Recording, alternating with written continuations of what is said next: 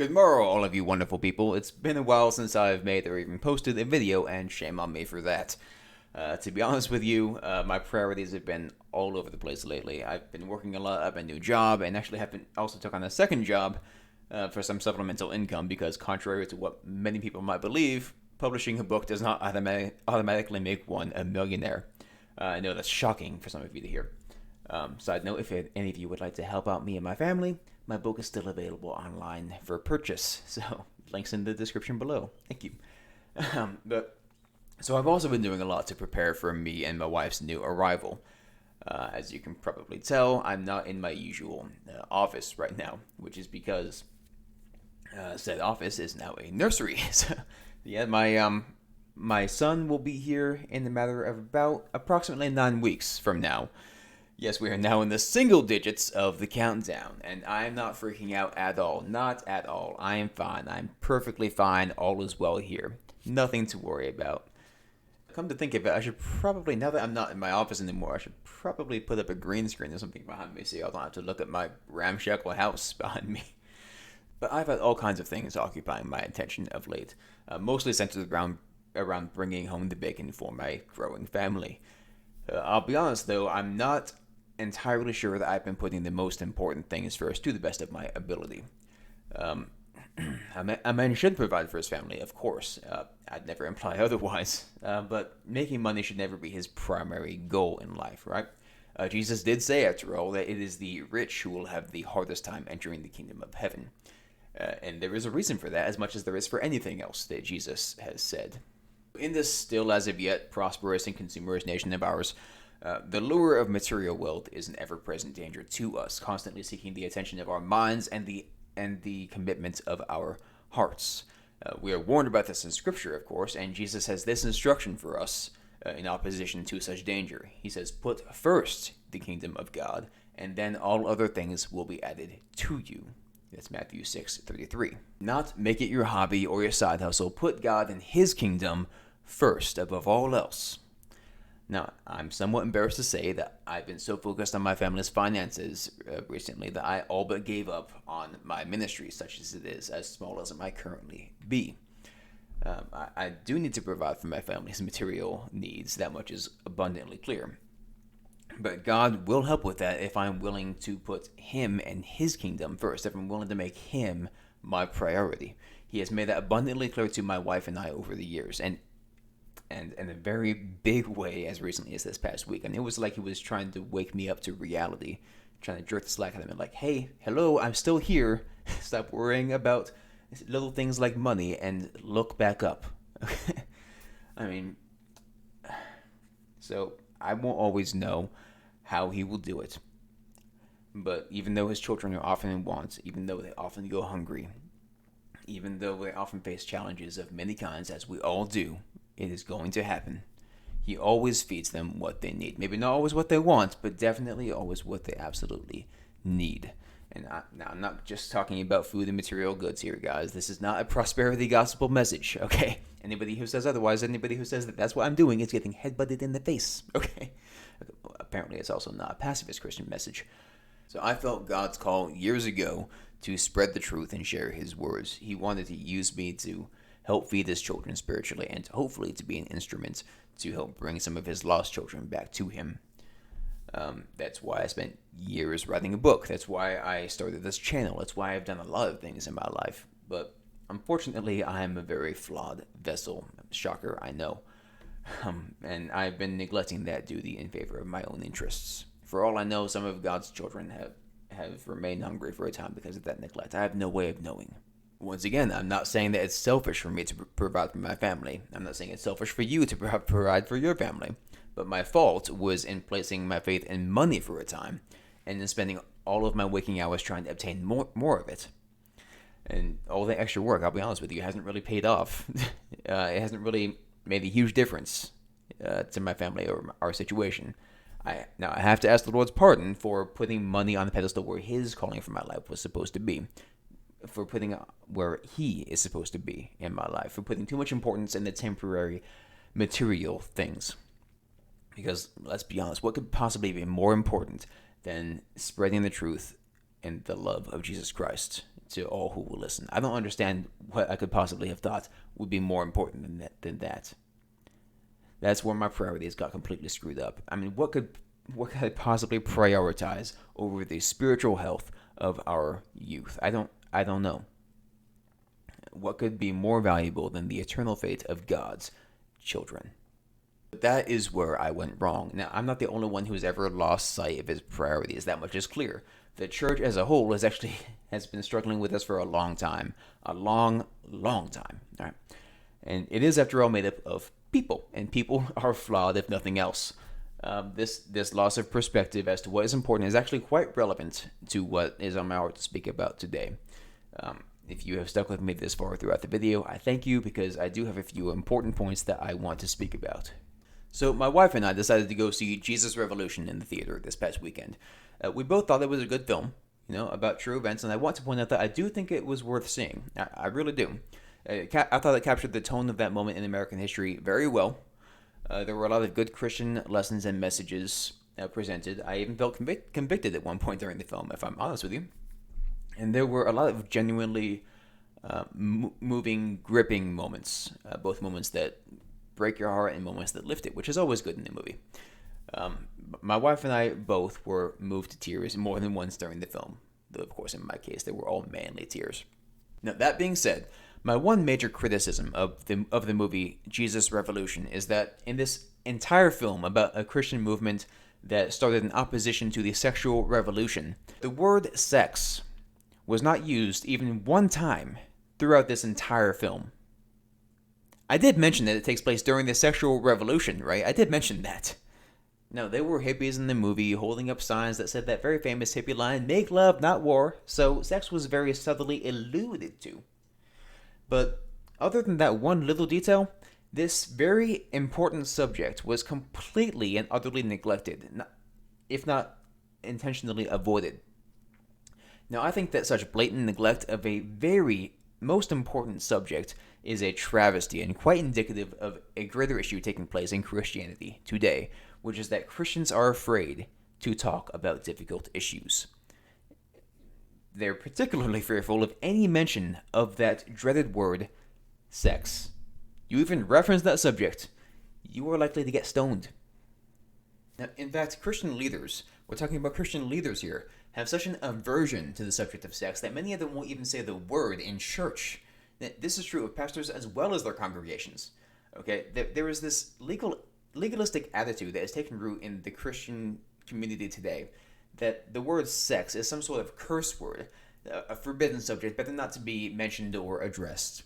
All right, out of sight, out of mind, that filthy topic. Yuck. All right, that's the attitude of the American church today. Don't even talk about it. Don't mention it. Don't look in the direction of any reference to it. Just completely avoid it, out of sight, out of mind.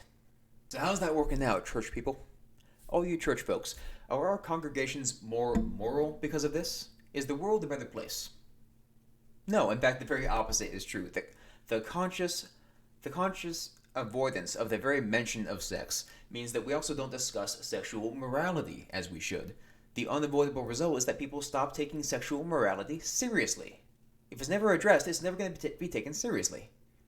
And it is now normal for Christian youths to think of sex in the same way that the rest of the culture does, because that's where they hear the most about sex from.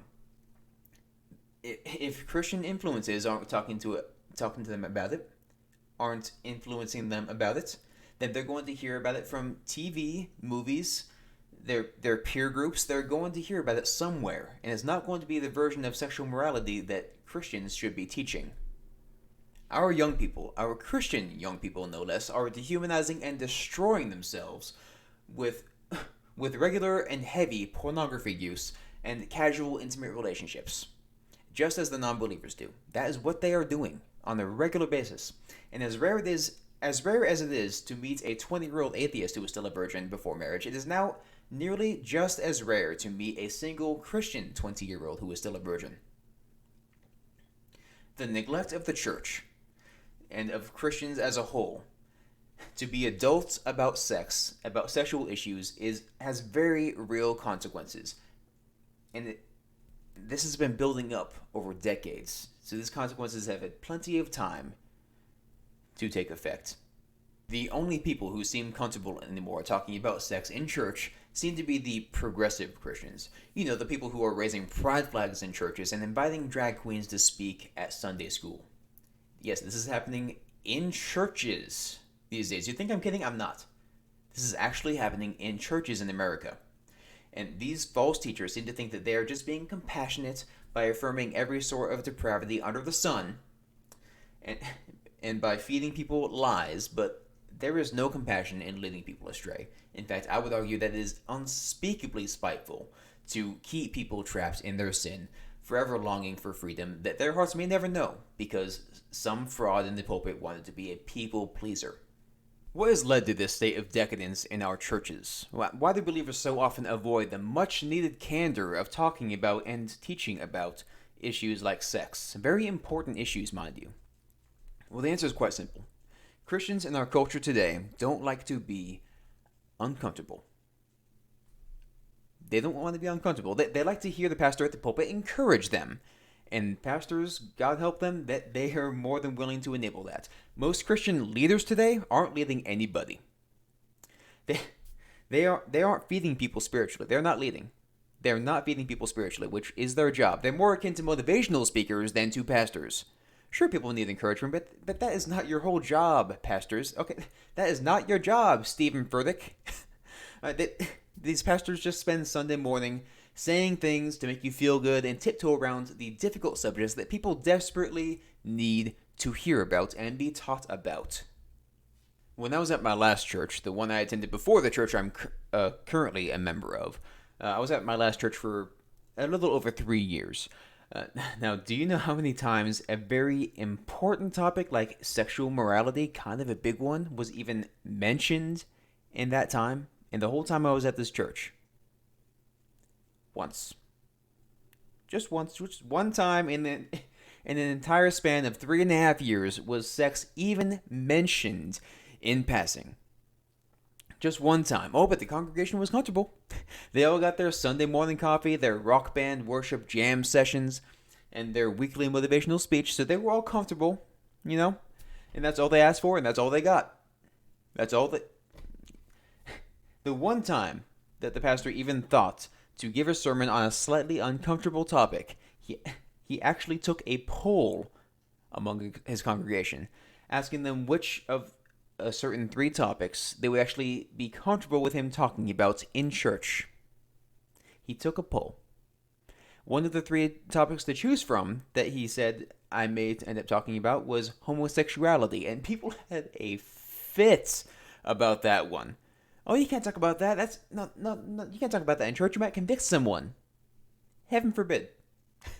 Furthermore, when I would talk to people at the congregation of this church about my book, which I was still writing at the time, I was just talking about it, in which delves into the subject of sexual morality, as well it should. Many of the people I told about it in the congregation were taken aback. One elderly person even asked me, "Well, do you really think that that's an appropriate topic for a Christian book?"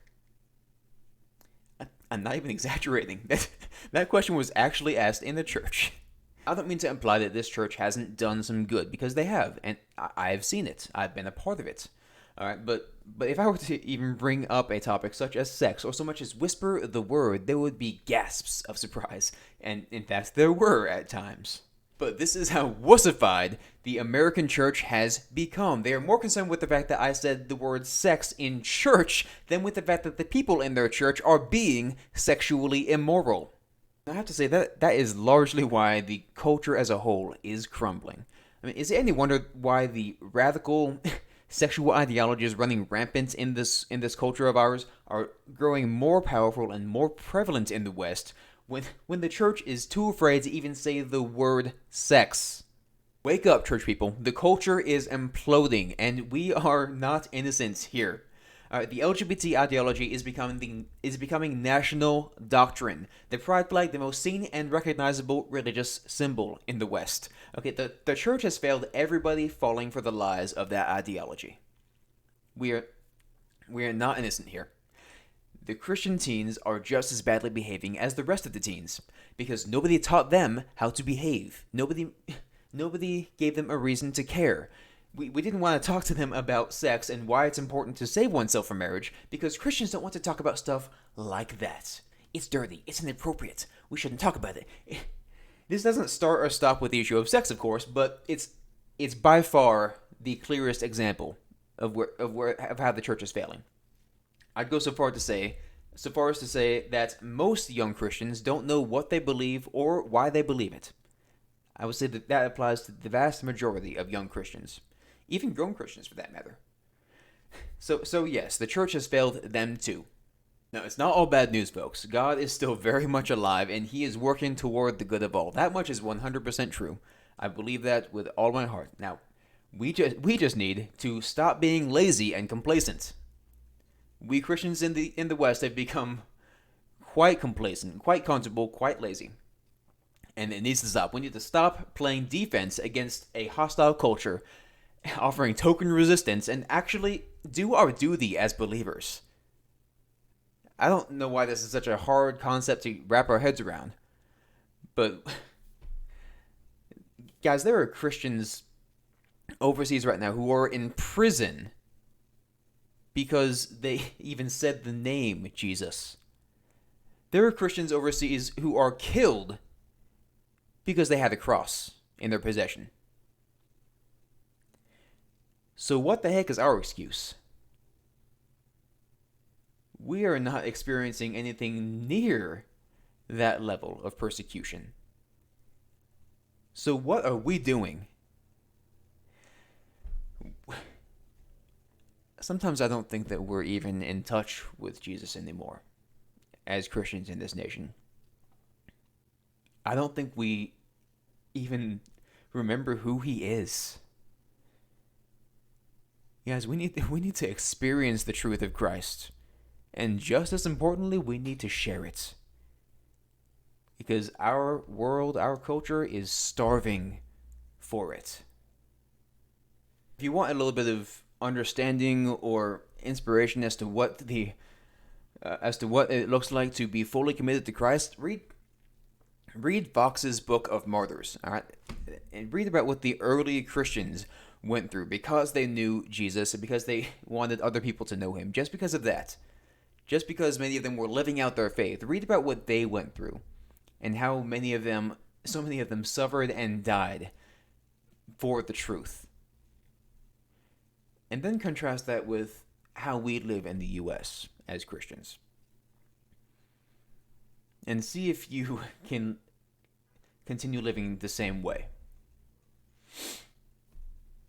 And you know what? Just beyond that, read the scriptures for yourselves. Because in case you hadn't noticed, people will always fall short and disappoint. Always have, always will. Pastors are not immune to this rule. And I know I'm certainly not immune to this rule. I mean, that I can guarantee. I am not perfect. I am arguably the furthest from perfect. And at least that's how I feel most days. But Jesus will never fall short. Okay, God will never disappoint in the end. And this is His word right here. All right, and this is truth. This is the word of life. And you don't have to read it in Greek, obviously. But this is what you need to know right here. Right here, this is everything you need to know. You don't always have to rely on unavoidably flawed people to tell you the truth. It is right here for you. If you live in the West, you have access to this. You have access to the truth. So, what are you waiting for? That being said, we are not excused ourselves from sharing the truth. Okay, we are not excused from this, the whole truth. Not keeping back the inconvenient or uncomfortable bits, because those are important too. Okay, now I'm not saying you have to start preaching to people about things that they can't possibly be expected to understand, because, I mean, people who aren't familiar with this stuff aren't going to understand the deep theology of it. We all have to start somewhere with baby food before we can start graduating to steak, right? But the world is hurting for the truth. God's children are lost. We can no longer deny this. I mean, have you seen our culture? God's children are lost. They are wandering in darkness, searching for the truth. Have you looked closely at these people in these sexual ideologies? These are not all crazy people. These are people who are hurting and people who are searching. Okay, they are searching for truth. They're searching for meaning. They're searching for love. We know this. They are searching for life. They want to know what it is to feel alive. They're just searching in all the wrong places. And we cannot ignore them. We can't just shrug our shoulders at them, point our fingers, and just call them crazy. These are the people who need Jesus the most. And this is what they are searching for, whether they are consciously aware of it or not. This is what they need. And many of them are following passions of the flesh. Yes. Many of you listening are probably doing the same. And this is the very thing that the church is too uncomfortable to speak on. Like it or not, there is a war going on, a spiritual war, a constant spiritual war for countless souls. But it seems to be a war in which we are content to only let the other side use weapons. They are firing live ammunition, while we seem content to shoot back with rubber band guns. All right? And the lost in this world cannot afford for us to be placid and non-committal. Their eternity is at stake. Do you realize this? Do you realize how high of a cost that is? They need to be saved, and we need to fight like crazy to reach them. You don't leave a man behind. You just don't. When he is wounded on the field, when he is hurting and in pain, you run through the hailstorm of bullets to reach him. In Christ, that is your brother, and he needs a helping hand. So will you follow Christ's example and go to him, in spite of the pain you may experience? Or will you just leave him to his fate without even trying? Our youth are beyond porn consumed and sex obsessed. There is no other way to put it. They are following the lies of this cult of pleasure that is leading them further and further down the path of destruction. They have all been hit hard. They're all hurting. They're all wounded. Do you not care, church? Where have you been? Where are you right now when they need you? In fact, they have needed you for a long time. Where have you been? Are your hearts so cold to those who are lost and those who are hurting? Or are you just indifferent? Are you just lukewarm to their suffering? You know what God says about the lukewarm in faith? He says this in Revelation. These are the words of the Amen, the faithful and true witness, the ruler of God's creation. I know your deeds, that you are neither cold nor hot. I wish you were either one or the other.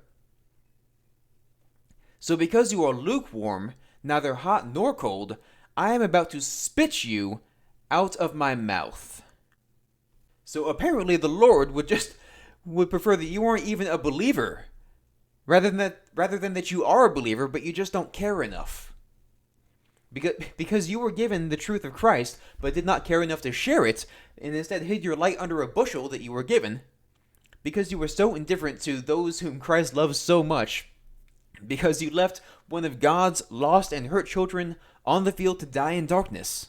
Maybe you will receive the same indifference. Now, I don't know about you, but to me that just hurts to even think about.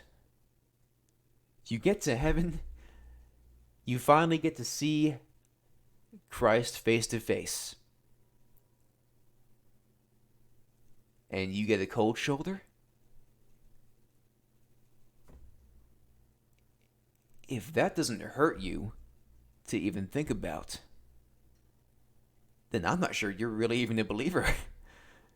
The searching people need the truth, but are instead finding the lies that the world is offering. And Christians are either too cowardly to bring the truth to them, or those who are just doing so with judgment and without love. And this is scaring them away from the truth. These Christians come across as snobs because they just want to feel superior, which I probably don't have to tell you is rather antithetical to the way of Jesus, who is literally God, but who submitted himself to the level of the sinners, to meet them face to face. If you think you're too high and mighty to deal with these people, you don't know who Jesus is. But the other side of the Christians are just too busy trying to stay comfortable to bother loving anyone, or to bother sharing the truth of Christ with those who desperately need it. The lost need love and truth. They need both, but so few are willing to offer just one of those things, much less both of them. Now, Jesus wants all of his lost children to come home. Okay, but our job, our calling, is to help the lost to find him. That's what we are called to do, but we can't do that from a place of comfort, which is what we've been trying to do for decades, if not centuries. Okay? Christians, we can't do that. We just can't. It doesn't work that way. There is nothing comfortable about sharing the truth, especially to those who may not want to hear it. Trust me, I know this. We can't keep hiding our heads in the sand, folks. We just can't do it. We can't keep avoiding difficult truths and topics and avoid uncomfortable moments. Okay, countless souls are at stake and the cost is too high for us to neglect them. We can't keep letting the lost wander. Do you want to get to heaven and have God ask you face to face who you brought with you, only to turn around and realize that you're all alone? Do you want God to ask you, why did you hide the truth under a bushel? Do you know what that could have done for this person and this person and this person? They could be standing here with me too. But instead, he is lost to me. To the American pastor, God might ask, well, why is it that you shared encouragement, but never fed my children with the truth? Why were there so many lost among your flock? Why did you lead my children astray? Why did you let my children starve? We don't get to decide what the truth is, folks. We just don't, and it needs to be shared. All of it. It won't be easy, it won't be comfortable to go out and tell it to those who need to hear it the most. It won't be. If you're always cozy, you're not doing it right. That much I can assure you. Form relationships with people who you know need Jesus. Be loving to them. Don't affirm their sin or bad lifestyle, because that's not loving, but be kind to them. And leave the comfort of your church bubble for a minute and go where the sinners are. If the lost were already within your Christian circle, they wouldn't be lost. They need to be brought home. That's your job. And look, when I say go where the sinners are, I'm not telling you to go hang out in a bad neighborhood where there are shootings happening all the time. I don't want you to put yourself in danger, but guys, we spend so much time standing back from a distance and watching people destroy themselves and judging them quietly. Sometimes not so quietly. Instead of engaging with them, talking to them, forming relationships with them, loving them. That's what they need. They don't need to be affirmed, but they do need to be cared about. Kind of in the way that God cares about them. There is an establishment, a shady-looking gentleman's club in my town. A more ironic name I've never heard, seeing as how there are no actual gentlemen there. But this strip club in my town has a sign out front that I see every time I drive along this.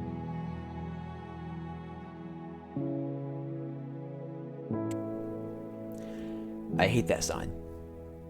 I could not think of a single more dehumanizing thing to say to somebody. The people who run the place are essentially saying to people, hey, you're a woman, right? Do you need to eat or perhaps feed the family? Well then come then and show a bunch of random strangers and perverts your naked body. Sell yourself. Your body, your dignity, and your soul. Sell it to us for the sexual fantasies of these men. And then maybe, just maybe, if you turn yourself into a commodity, maybe you will be able to eat tomorrow night with the nickels and dimes that you get paid. And I don't care if a woman is making thousands of dollars working at a strip club or millions of dollars on OnlyFans. Okay, for the price that she paid for that money, it will never be more than breadcrumbs. But that is the fate of the desperate.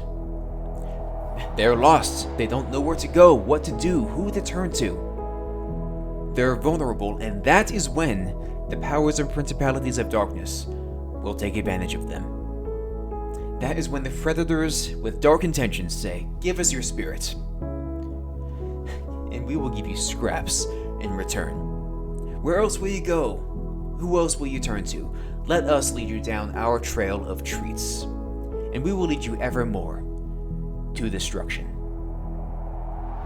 The only reason to go to one of these places is to pray for everyone who occupies it. And I do mean everyone. And to tell those lost, weary, desperate souls, there is somewhere you can go to be satisfied, truly satisfied. There is someone you can turn to, someone who has always been there just waiting for you to turn around and face him. You can go to him, fully clothed, and he will embrace you as you never thought you could be embraced. And he will show you a love that you never thought was possible. And he will give you rest. Your desperation can end, and you will be fed for all eternity in paradise. We're not selling lies or a prosperity gospel here. Life is hard. Okay, we can be honest enough to say that. Life is hard, and as long as we occupy this fallen world, it will be hard. Even for those of us who find ultimate joy and peace in Christ, there will be hardships. We are assured of this. There will be hardships. But our hope is not in this world. And that is why we can have such joy. Because we know where we are going to be when this fallen world of ours is but dust. We know where we're going to be, and there is no better place for us to be. There is no greater joy than to know God, okay, than to be freed by the grace and the love of Jesus Christ, and we cannot deprive people of this. We can't. We can't keep doing this. This is what we've been doing. We've been depriving people of the most important thing. They need this love. This is the only thing they need above anything else, okay? Nothing in this world can even come remotely close to comparing to the importance of knowing Jesus is the single most important thing any of us will ever do. How sick would it be for us to deprive people of that knowingly? We can't remain silent and passive as the world leads those lost, searching souls to the slaughter. We can't let the spirit of the sexual revolution take them. We can't let the spirit of the lesbian, gay, transgender movement take them. We can't let them be destroyed by lies when we could be instrumental in showing them the truth. Now, we can't save them. Only Jesus can do that. But we have an obligation to help lead them in that direction. You were called to be courageous. Show a bit of courage now. Okay, don't let those lost souls of this world go without a fight. Put down the rubber bands and pick up your sword. God has already won the war against evil, and you know what? The devil knows it. He is perfectly aware of this. Satan has already lost the war, and he is going to be dead soon enough. But you know what? Satan is a sore loser, and so he will take as many people down with him as he can possibly find. We won't give him the chance or the satisfaction. Not if we can help it. The time of the emasculated and lethargic church has ended. Go out there and get uncomfortable. And of course, I can't let you guys go without saying, I love you, Jesus loves you. Stay determined. Stay focused on what matters most above all else. And God bless you all.